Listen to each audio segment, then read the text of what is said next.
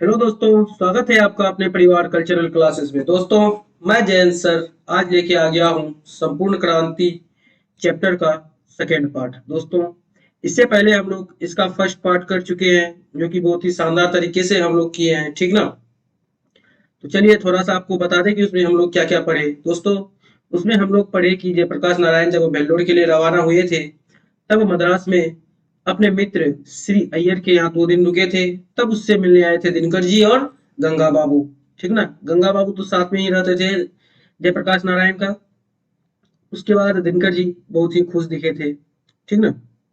उसके बाद दोस्तों हम लोगों ने यह भी देखा कि जयप्रकाश नारायण कितना कष्ट से पढ़े हैं, फिर भी लोग उनको गालियां देती हैं, उसको अमेरिका का दलाल कहते हैं।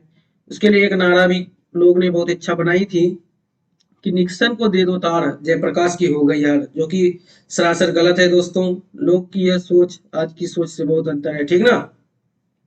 तो चलिए दोस्तों, इसको मद्देनजर नजर रखते हुए आज का क्लास हम लोग शानदार तरीके से शुरू करते हैं, ठीक बिना विलंब के। चलिए शुरू करते हैं।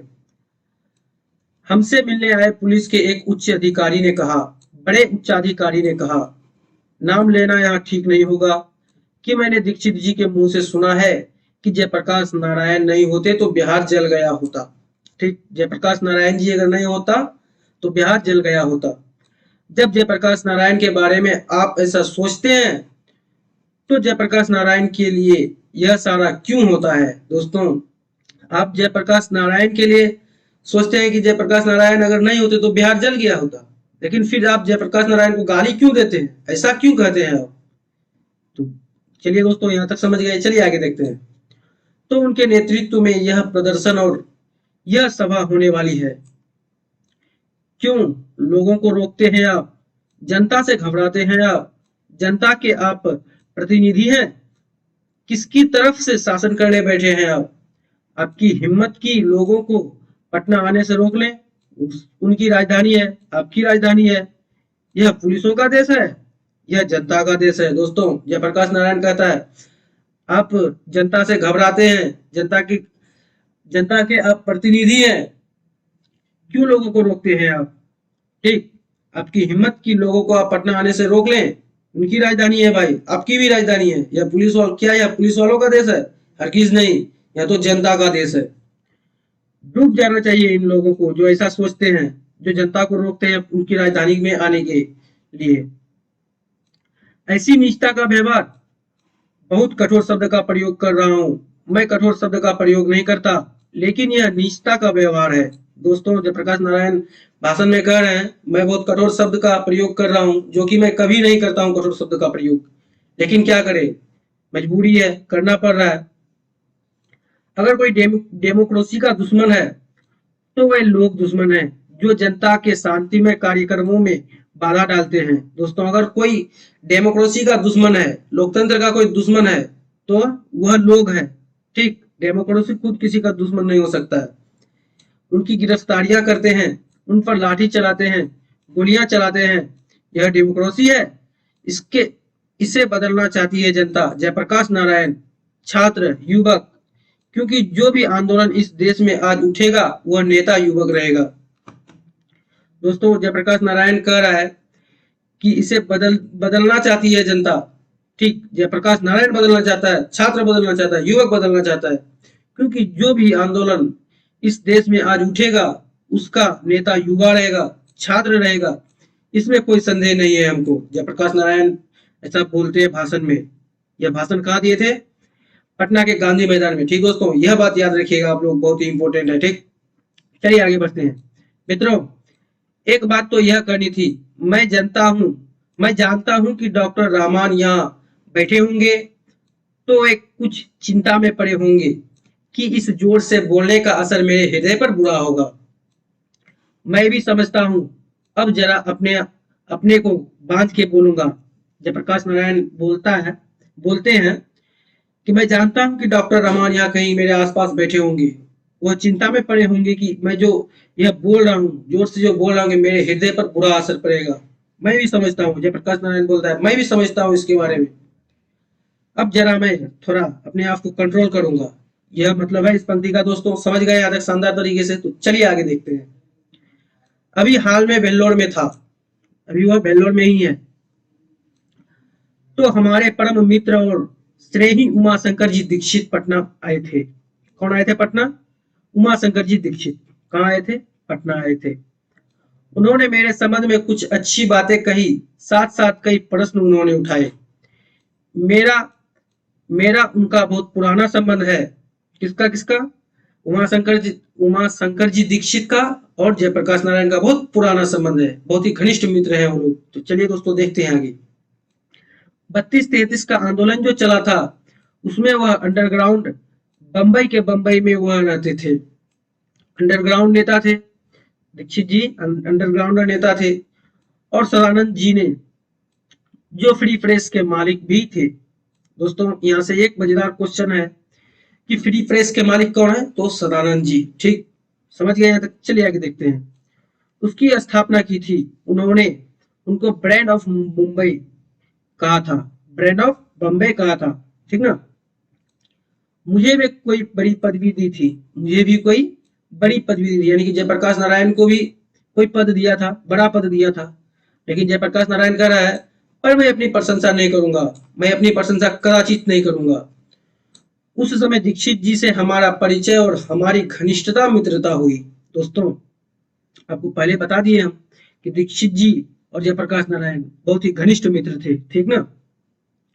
और अंडरग्राउंड जमाने की जो मित्रता होती है वह ठोस होती है। अंडरग्राउंड जमाने की मित्रता क्या होती है दोस्तों? ठोस होती है। आप लोगों को भी ऐसा मित्रता रखनी चाहिए एक दूसरे मित्र से। ठीक, ऐसा नहीं कि थोड़े से बात पर उलझ गए, कुछ भी कर लिए। ठीक, ऐसा नहीं होना चाहिए।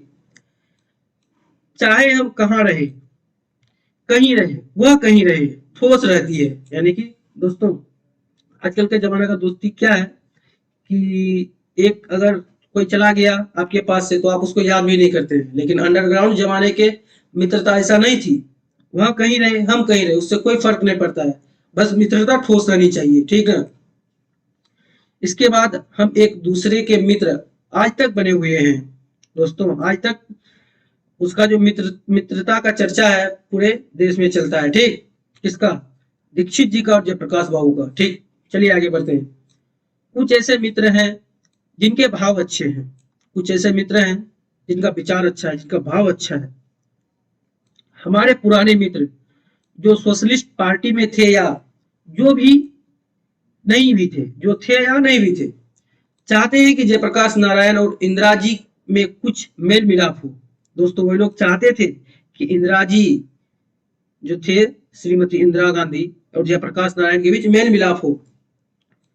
तो मित्रों मेरा किसी व्यक्ति से झगड़ा नहीं है। जयप्रकाश नारायण कहते हैं कि मेरा किसी से झगड़ा नहीं है, किसी व्यक्ति से झगड़ा नहीं है, चाहे वो इंदिरा जी हो या कोई भी हो। वो कहते हैं कि मेरा जो झगड़ा है किसी से नहीं है, चाहे वो इंदिरा गांधी हो या कोई हो। ठीक ना? हमें तो नीतियों से झगड़ा है, नीतियों से झगड़ा है। जयप्रकाश नारायण कहते हैं हमें तो उसकी नीतियों से झगड़ा है, नो कि उस व्यक्ति से झगड़ा है। सिद्धांतों से झगड़ा है, कार्यों से झगड़ा है। वो लोग वो जो गलत कार्य करते हैं, उसका जो सिद्धांत गलत है, उससे हमको शिकायत है। समझे? आप लोग ध्यान से सुनिएगा। ठीक ना? जो कार्य गलत होंगे, जो नीति गलत होगी, जो सिद्धांत प्रिंसिपल गलत होंगे, जो पॉलिसी गलत होगी, चाहे वह कोई भी करे, मैं विरोध करूंगा। आप गलत प्रिंसिपल देंगे, गलत सिद्धांत देंगे, गलत पॉलिटिशियन आप बैठाएंगे, अगर आप गलत हैं तो मैं आपका विरोध करूंगा, जयप्रकाश नारायण आपका विरोध करेगा अपनी अकल के मुताबिक। मेरा अंदर जो जितना क्षमता है विरोध करने का, मैं उतना ही विरोध करूंगा। और यह क्रांति है, संपूर्ण क्रांति है जयप्रकाश नारायण का। ठीक दोस्तों, यहाँ तक समझ गए शानदार तरीके से? तो चलिए आगे देखते हैं, बने रहिएगा अंत तक, बहुत ही मजेदार है। हम लोग इनकी तरह नौजवान थे। जो अभी के नौजवान हैं, हम तो अभी बूढ़े हो चुके हैं। जयप्रकाश नारायण ऐसे बोल रहे हैं हम तो अभी बूढ़े हो चुके हैं, हम भी इनके तरह ही नौजवान थे। उस जमाने में भी जयप्रकाश नारायण यंग थे। ठीक ना? लेकिन यह जरूरत होती थी हम लोगों की कि बापू के सामने हम कहते थे कि हम नहीं मानते हैं बापू यह बात। और बापू में इतनी महत्ता थी, इनकी महानता थी कि बुरा नहीं मानते थे। उसके पिताजी अगर उसको कुछ अच्छी बात कहते थे तो जयप्रकाश नारायण लोग जो थे, वही थे जयप्रकाश नारायण, तो कहते थे अपने बापू से कि बापू मैं यह आपका बात नहीं मानता हूँ, लेकिन उसका पिताजी बुरा नहीं मानते थे, उसको फिर भी समझाते थे, फिर भी बुलाकर हमें प्रेम से समझाना चाहते थे, देखिए, और समझाते भी थे, ठीक ना। जयप्रकाश नारायण को बुलाकर बेटा ऐसा नहीं करना चाहिए, इसको समझो, ठीक ना, फिर भी उसको समझाते थे। तो उनकी भी आलोचना की है मैंने। उस जमाने में तो घोर मार्क्सवादी था दोस्तों। जब जयप्रकाश नारायण गलती करते थे और उसका पिताजी का बात नहीं मानते थे, लेकिन पिताजी का भी उसने आलोचना किया है। और उस जमाने में तो जयप्रकाश नारायण घोर मार्क्सवादी था।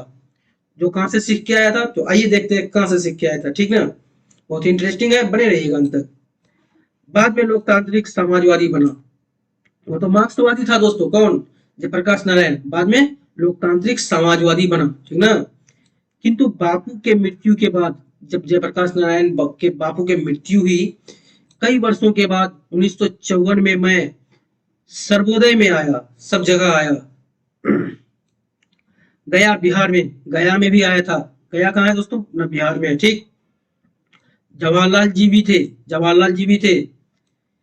एक बड़े भाई थे, जयप्रकाश नारायण का एक बड़े भाई थे। मैं उनको भाई कहता था, ठीक ना, उनको वह भाई कहता था। उनका बड़ा स्नेह था हमारे ऊपर। पता नहीं क्यों मुझे वह मानते थे बहुत। दोस्तों जयप्रकाश नारायण का कहना है कि वह जो मेरा बड़ा भाई थे, हमको बहुत मानते थे। अपना भाई नहीं थे, लेकिन वह भाई के रूप में उसको मानता था। लेकिन वह जो था, बहुत मानते थे इसको, जयप्रकाश नारायण को, ठीक ना। मैं उनका बड़ा आदर और प्रेम करता था, लेकिन उनकी कटु आलोचना भी करता था दोस्तों। उसका भी वो आलोचना करता था। उनमें भी बड़प्पन था, उनमें भी बड़प्पन था। अक्सर तो उन्होंने हमारी आलोचनाओं का बुरा नहीं माना। वह जो जयप्रकाश नारायण जो आलोचना करते थे अपना भैया का, लेकिन उसका भैया उसका कभी बुरा नहीं माना जो आलोचना करते थे। लेकिन पटना फायरिंग पर जो मैंने बयान दिया था, मैं मानता हूं कि बहुत सख्त भाषा का मैंने प्रयोग किया था, उस पर वह बहुत नाराज हुए दोस्तों।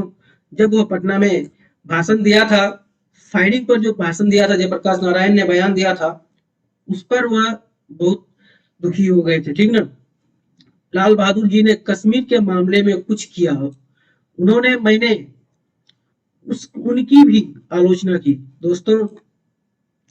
लाल बहादुर जी शास्त्री जी जो थे, उसका भी कठोर आलोचना किया है जयप्रकाश नारायण ने। उनको तार भी दिया कि यह बहुत गलत काम आपने किया है, इससे कश्मीर के सवाल को हल करने में आपको दिक्कत होगी। आपने जो यह काम किया है, आपको इससे दिक्कत होगी कश्मीर के सवाल को हल करने के लिए। थोड़ी ही दिनों में, 18 महीनों में वह चल बसे। देश का दुर्भाग्य है दोस्तों, 18 महीने में वह चल बसे। कौन? लाल बहादुर शास्त्री जी, ठीक ना। और यह देश का बहुत ही दुर्भाग्य है। चलिए दोस्तों, यहाँ तक देख लिए शानदार तरीके से, बने रहिएगा अंत तक। चलिए देखते हैं आगे। इंदिरा जी से जो मेरे मतभेद हैं, वे जवाहरलाल जी के साथ जो मतभेद थे, उनसे कहीं ज्यादा गंभीर और सीरियस है। उससे मतलब दोस्तों, इंदिरा गांधी से जो उसका मतभेद था, बातचीत था, वो जवाहरलाल नेहरू के साथ भी थे, ठीक ना। उनसे कहीं ज्यादा गंभीर सीरियस था, ठीक। जवाहरलाल जी से परराष्ट्र नीतियों के संबंध में, स्वराष्ट्र के संबंध में अधिक उनसे हमारा मतभेद नहीं था। तिब्बत के मामले में मतभेद था। किसके मामले में मतभेद था? तिब्बत के मामले में मतभेद था। चीन के मामले में था, हंगरी के मामले में था। और मैं कोई गर्व नहीं करता हूं, मैंने उस समय जो आलोचना की, हंगरी के मामले में जो कुछ कहा, जवाहरलाल जी को बाद में मानना पड़ा, ठीक ना। उसने जो आलोचना किया कि आप जो नीति अपना रहे हैं, आपको कठिन होगा, दिक्कत होगा बाद में, फिर वह स्वीकार करना पड़ा जवाहरलाल नेहरू जी को बाद में, ठीक ना। तिब्बत के बारे में मेरी बात तो नहीं मानी उन्होंने, लेकिन जब चीन ने उनको धोखा दिया, तो उस धोखे के कारण उन्होंने उनके हृदय को ऐसी चोट लगी कि 2 बरस में चल बसे, संभाल नहीं सके अपने आप को, ठीक दोस्तों। उसके हृदय में जो चोट लगी, चीन ने जो उसको धोखा दिया था, उसके वह बात सुनकर वह दुनिया छोड़कर चल बसे। ऐसा घाव लगा जब चीन ने आक्रमण कर दिया। वह कभी उम्मीद नहीं करते थे, आशा नहीं करते थे कि चीन ऐसा करेगा। थोड़ी इनकी भी गलती थी तो परराष्ट्र नीतियों के संबंध में मतभेद था, उनसे अंतर्देशीय प्रश्नों में नहीं था उतना मतभेद, ठीक ना। वो मतभेद करता था लेकिन इतना मतभेद नहीं था, किसको किसको नहीं था मतभेद, जवाहरलाल नेहरू को, ठीक ना। वो भी चल बसे चीन ने जब उसको धोखा दिया, ठीक। चलिए दोस्तों आगे देखते हैं। अब एक बात ले लीजिए, जिसके चलते बहुत ज्यादा करप्शन राजनीति में है, वह क्या है? इलेक्शन का खर्चा, चुनाव का खर्चा, करोड़ों रुपए वे चुनाव पर खर्च करेंगे। करप्शन का क्या है दोस्तों, आइए देखते हैं। एक तरफ गरीबी हटाओ के नारे लगाएंगे, समाजवाद का नारे लगाएंगे, और यह सब रुपया ब्लैक मार्केटियर लोगों से इकट्ठा करेंगे। अनअकाउंटेड मनी, करोड़ों रुपए जिसका कोई हिसाब नहीं, कोई किताब नहीं, यह सब रुपया इकट्ठा करेंगे, ठीक ना। आज से नहीं, बरसों से मैं पुकार रहा हूं कि भाई इस चुनाव की पद्धति में आमुख परिवर्तन होना चाहिए। इस चुनाव की पद्धति में आमुख परिवर्तन होना चाहिए, यानी कि जरूर परिवर्तन होना चाहिए। ऐसा चुनाव नहीं चाहिए हमको। चुनाव का खर्च कम करना चाहिए। अगर चाहते हैं कि आपकी गरीब उम्मीदवार खड़ा हो सके, मजदूर उम्मीदवार खड़ा हो सके, किसान उम्मीदवार खड़ा हो सके, गरीब पार्टी जो गरीब की पार्टी है वह अपने उम्मीदवार खड़ा कर सके। सुनता है कोई मेरी बात? जयप्रकाश नारायण कहता है अगर कोई गरीब उम्मीदवार खड़ा हो सके, या गरीब पार्टी की है जो, वो उम्मीदवार खड़ा हो सके, कोई सुनता है मेरी बात? भाषण में ऐसा कर रहा है दोस्तों जयप्रकाश नारायण, ठीक। प्रेस रिपोर्टों से पता चलता है कि इस आंदोलन के द्वारा मैं दल विहीन लोकतंत्र की स्थापना करना चाहता हूं। रिपोर्टों से, प्रेसों से ऐसा पता चलता है कि मैं जो यह आंदोलन जो मैं कर रहा हूं, ऐसा प्रतीत होता है कि लोकतंत्र की स्थापना करना चाहता हूं मैं। दलविहीन लोकतंत्र सर्वोदय विचार का मुख्य राजनीतिक सिद्धांत है। दलविहीन लोकतंत्र क्या है? सर्वोदय विचार का मुख्य राजनीतिक सिद्धांत है। दोस्तों यह लाइन याद रखिएगा आप लोग, इंपोर्टेंट है। और उस विचार का प्रचार पिछले वर्षों में मैं करता रहा हूं।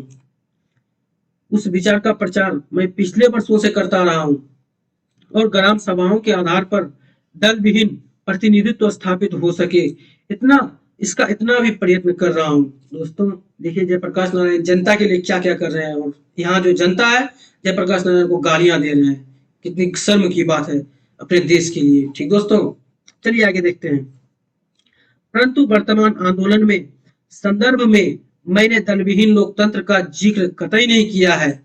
फिर भी मेरे पुराने विचार को लेकर जनता में, विशेष बुद्धिजीवियों में काफी भ्रम फैलाया गया है। केवल अपने कम्युनिस्ट भाइयों के भ्रामक प्रचार की सफाई के लिए इतना ही कहूंगा कि दलविहीन लोकतंत्र तो मार्क्सवाद तथा लेनिनवाद के मूल उद्देश्यों में से है। यद्यपि वह उद्देश्य दूर का है। वह उद्देश्य कहाँ का है? दूर का है। मार्क्सवाद के अनुसार समाज जैसे जैसे साम्यवाद की ओर बढ़ता जाएगा, वैसे वैसे राज्य स्टेट का क्षय होता जाएगा। दोस्तों देखिए क्या कह रहे हैं जयप्रकाश नारायण की, मार्क्सवाद के अनुसार समाज जैसे जैसे साम्यवाद की ओर बढ़ता जाएगा, वैसे वैसे राज्य स्टेट क्षय होता जाएगा, यानी खत्म होता जाएगा, और अंत में एक स्टेटलेस सोसाइटी कायम रहेगी। दोस्तों अगर इसका क्षय हो जाएगा तो सिर्फ क्या रह जाएगा? स्टेटलेस। इसमें कोई कुछ नहीं होगा, सिर्फ रह जाएगा नाम का बस्ती, ठीक ना। वह समाज अवश्य ही लोकतांत्रिक होगा। समाज तो अवश्य ही लोकतांत्रिक होगा, बल्कि उसी समाज में लोकतंत्र का सच्चा स्वरूप प्रकट होगा, और वह लोकतंत्र निश्चय ही दलविहीन होगा। यह सिर्फ सब चीज तो होगा, लेकिन दलविहीन होगा निश्चय ही, ऐसा जयप्रकाश नारायण कह रहे हैं भाषण में। जब स्टेटलेस सोसाइटी शासन मुक्त समाज बनता जाता है तो वह शायद ही दलयुक्त होगा। समझ गए दोस्तों? आश्चर्य है कि कम्युनिस्ट बंधुओं को अपने इस मूल सिद्धांत का विस्मरण हो गया है। अवश्य है कि कम्युनिस्ट बंधुओं को अपने इस मूल सिद्धांत का विस्मरण हो गया है, यानी कि उसको पता चल गया है, ठीक। जहां तक वर्तमान आंदोलन का प्रश्न है, मेरी या अन्य किसी के, न छात्रों की, न विपक्षी राजनीतिक दलों की, न सर्वोदय सेवकों की यह कल्पना है कि इसमें से दलविहीन लोकतंत्र पैदा होगा। ठीक, इसमें से दल विहीन लोकतंत्र पैदा होगा।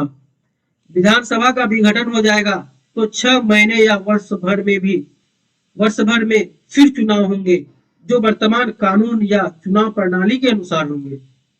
दोस्तों, अगर दल विहीन लोकतंत्र पैदा होगा, विधानसभा का विघटन हो जाएगा तो 6 महीनों या वर्ष भर में चुनाव होंगे जो वर्तमान कानून या चुनाव प्रणाली के अनुसार होंगे। ठीक दोस्तों, ऐसा ही होता है। ठीक, आजकल ऐसा ही होता है।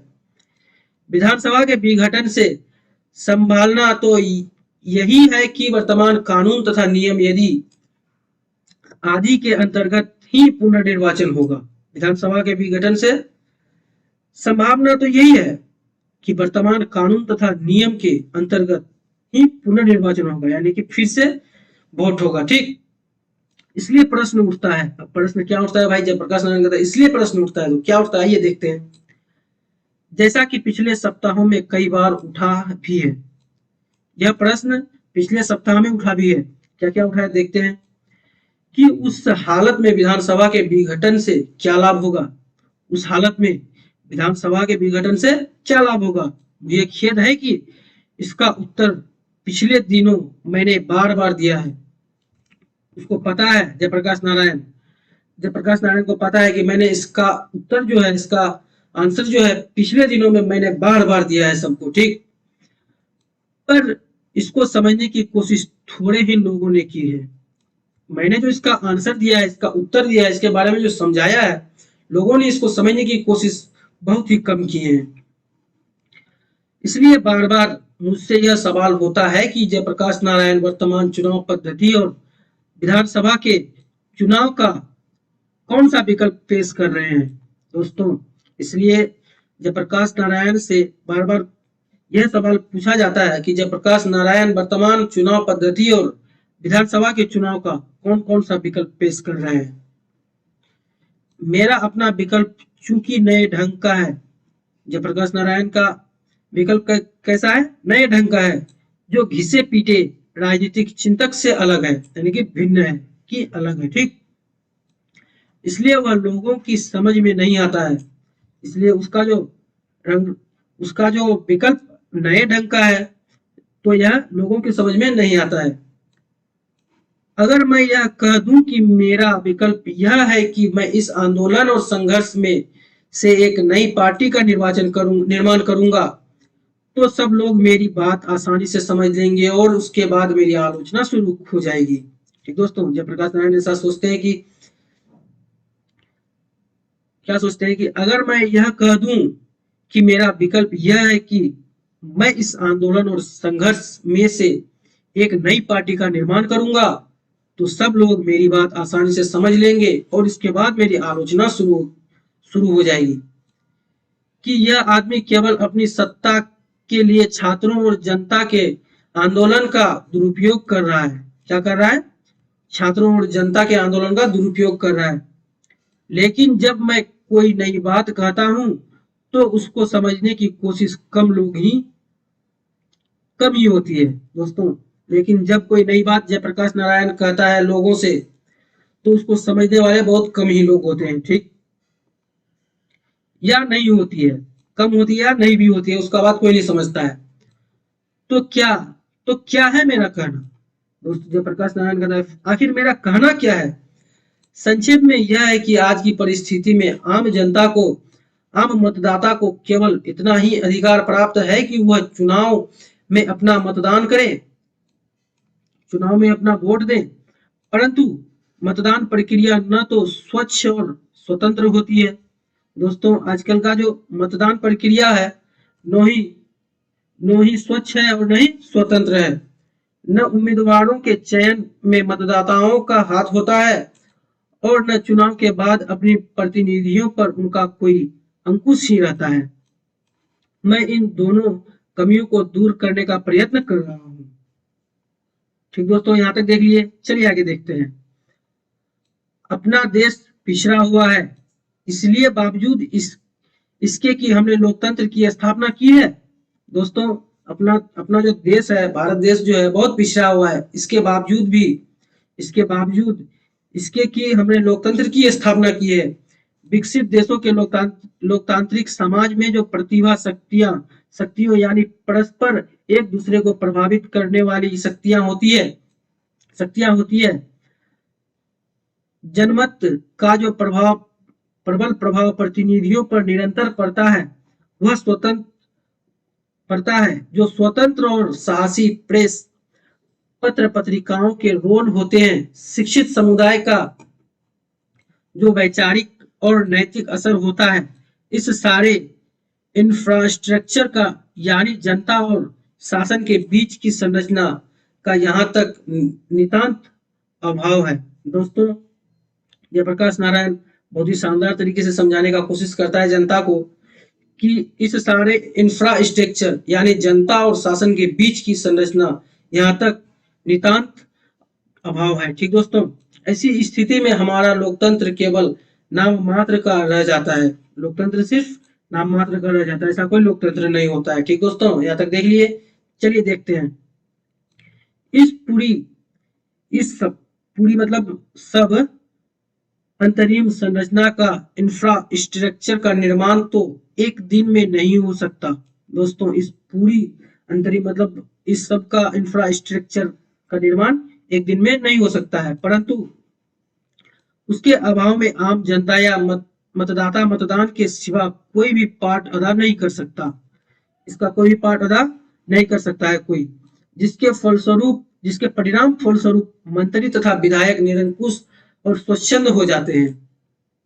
इसका जो कोई पार्ट अदा नहीं कर सकता ना, इसके परिणाम फलस्वरूप जो विधायक होता है निरंकुश और स्वच्छंद हो जाता है, और जनता का किसी प्रकार का अंकुश उन पर नहीं रहता। जनता का किसी प्रकार का अंकुश नेताओं पर नहीं रहता है, विधायक पर नहीं रहता है, सिवाय इस भय के कि अगले चुनाव में जनता यदि चाहे तो उनको वोट नहीं दे। ठीक ना, उसको सिर्फ एक ही चिंता सताए रहती है कि हमको अगला साल जनता वोट दे भी सकता है, नहीं भी दे सकता है, परंतु यह भय भी रुपया, जाति, बल प्रयोग, मिथ्याचरण आदि के कारण निष्प्रभ हो जाता है। दोस्तों, आजकल की जो जनता है वो पैसे के बलबूते पर कुछ भी कर सकता है। वो मिथ्याचरण करते हैं कि गलत बात बोलते हैं, ऐसा कर देंगे, वैसा कर देंगे, आपका घर बनवा देंगे, लेकिन ऐसा कुछ नहीं होता है। ठीक ना, जीतने के बाद वो अपना रंग रूप में आ जाता है, असली रंग रूप में। ठीक ना,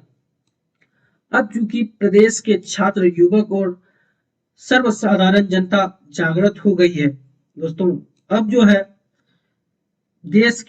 हमारे देश के बिहार के युवक और सर्वसाधारण जनता, जो साधारण से साधारण लोग हैं, वह जग गई है। अब उसको कोई नहीं ठग सकता है।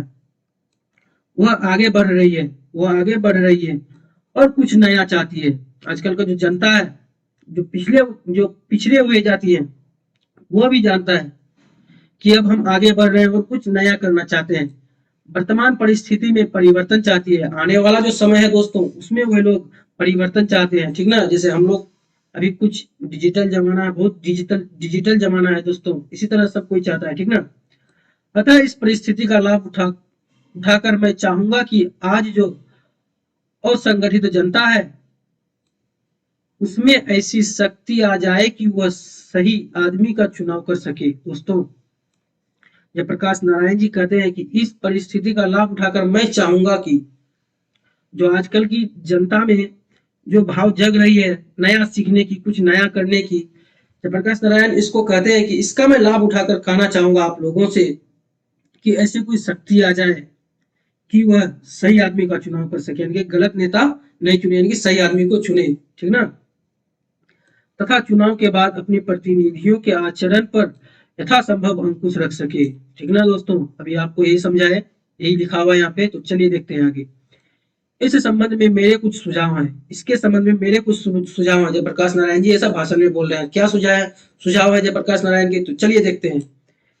एक तो यह है कि जब विधानसभा का अगला चुनाव हो तो हमारी छात्र संघर्ष तथा जन संघर्ष समितियां मिलकर के आम राय से अपना उम्मीदवार खड़ा करें। ठीक है दोस्तों, यानी कि अपने आप मिल करके वे लोग ही मीटिंग करके नया उम्मीदवार अपने आप में कोई खड़ा कर सके। ठीक ना, अथवा जो उम्मीदवार खड़े किए जाएं उनमें से किसी को मान्य करे।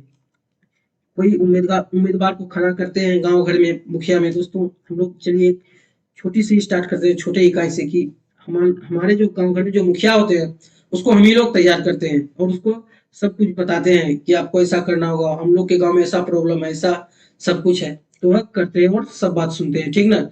ऐसा कहते हैं जयप्रकाश नारायण इस भाषण में, ठीक। यदि इन समितियों के बीच आम राय नहीं होती है तो हम कोई ऐसा रास्ता बनाएंगे जिससे आपस में फूटे हुए बगैर ये समितियां अपना उम्मीदवार खड़ा कर सकेंगी, ठीक दोस्तों, या किसी एक उम्मीदवार को अपनी मान्यता दे सकेंगे। इस प्रकार के चुनाव में जनता जनता का एक बहुत बड़ा पार्ट होगा, जनता का भी बहुत बड़ा पार्ट होगा इस प्रकार का चुनाव में।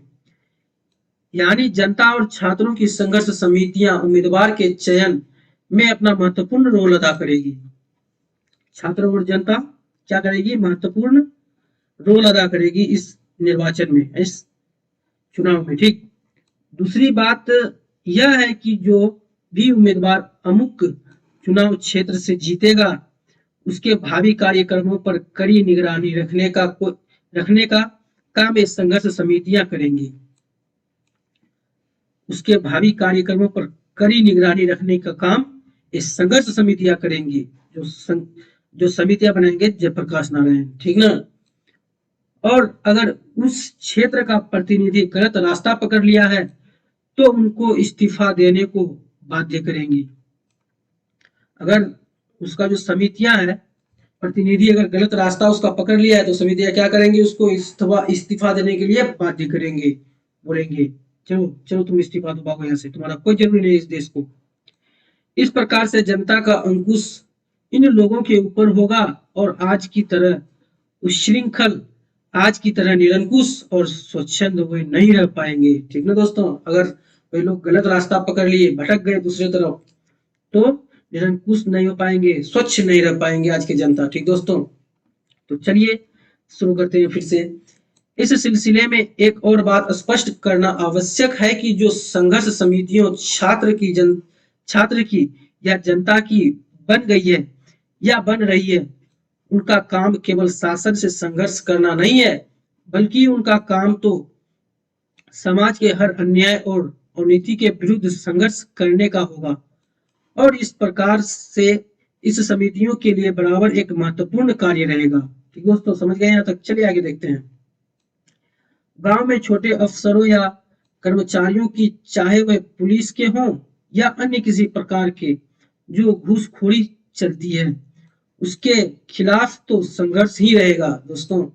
जयप्रकाश नारायण कहते हैं कि उनका काम केवल शासन से संघर्ष करना ही नहीं है, बल्कि उनका काम तो समाज के हर अन्याय और अनीति के विरुद्ध संघर्ष करने का होगा, यानी कि जो काम गलत हो रहा है उसको रोकने का होगा। और इस प्रकार से इस समितियों के लिए बराबर एक महत्वपूर्ण कार्य रहेगा, किसका, जो समितियां बनाई है जयप्रकाश नारायण। गांव में छोटे अफसरों या कर्मचारियों की, चाहे वह पुलिस के हो या अन्य किसी घूसखोर या अन्य किसी का हो, ठीक ना, किसी प्रकार के घूसखोरी चलती है उसके खिलाफ तो संघर्ष होगा, ठीक ना, उसको रोका जाएगा। साथ साथ जिन बड़े किसानों ने बेईमानी या फर्जी बंदोबस्तियों की है उनका भी विरोध ये समितियां करेंगी और उनको दुरुस्त करने के लिए संघर्ष करेंगे। उनको भी बोला जाएंगे भाई मेहनत करो, ऐसा चोरी बेईमानी वाला काम कभी नहीं चलेगा, ठीक ना। गांव में तरह तरह के अन्याय होते हैं। मेरी कल्पना है कि ये समितियों उन अन्यायों को भी रोकेगी। दोस्तों जयप्रकाश नारायण कहता है यह मेरी कल्पना है, यह हमने सोच के रखा है कि यह समितियां सबको आगे बढ़ाएगी, सबको नया कुछ सिखाएगी, ठीक ना, कोई बेईमानी नहीं करेगा, ठीक। इस प्रकार से जनता की या छात्रों की ये निर्दलीय संघर्ष समितियां अस्थायी रूप से कायम रहेंगी और केवल लोकतंत्र के लिए ही नहीं, बल्कि सामाजिक आर्थिक नैतिक क्रांति के लिए अथवा संपूर्ण क्रांति के लिए बहुत ही महत्वपूर्ण कार्य करेंगे यह समितियां। दोस्तों जयप्रकाश नारायण द्वारा जो समितियां बनाई गई है, इस प्रकार से जनता की या छात्रों की ये निर्दलीय संघर्ष समितियां अस्थायी रूप से कायम रहेगी और केवल लोकतंत्र के लिए ही नहीं बल्कि सामाजिक समाज के लिए भी और आर्थिक धन दौलत पैसा नैतिक क्रांति के लिए अथवा संपूर्ण क्रांति के लिए, किस क्रांति के लिए दोस्तों? संपूर्ण क्रांति के लिए एक महत्वपूर्ण कार्य करेंगे। तो दोस्तों आज का क्लास हम लोग यही समाप्त करते हैं। हम लोग पढ़े पहला पार्ट में भी शानदार तरीके से पढ़ें और दूसरा पार्ट में भी शानदार तरीके से पढ़ें। दोस्तों इसी तरह आप लोग सपोर्ट करते रहिएगा और हम लोग इसी तरह सब जितना भी चैप्टर है हमारा दिगंत भाग 2 में इसी तरह सब समाप्त करेंगे बहुत ही शानदार तरीके से। ठीक दोस्तों, आज का जो क्लास है हम लोग का यह संपूर्ण क्रांति हम लोग का पूरी तरह से समाप्त हो चुका है। इसके बाद हम लेके आएंगे इसका वस्तुनिष्ठ प्रश्न यानी कि ऑब्जेक्टिव क्वेश्चन। ऐसा ऐसा ऑब्जेक्टिव क्वेश्चन लाएंगे दोस्तों, बोर्ड वाले का हिम्मत नहीं होगा कि आपका एक भी क्वेश्चन छाट सकता है बोर्ड में। ठीक ना? तो चलिए दोस्तों फिर मिलते हैं कल, तब तक के लिए बाय।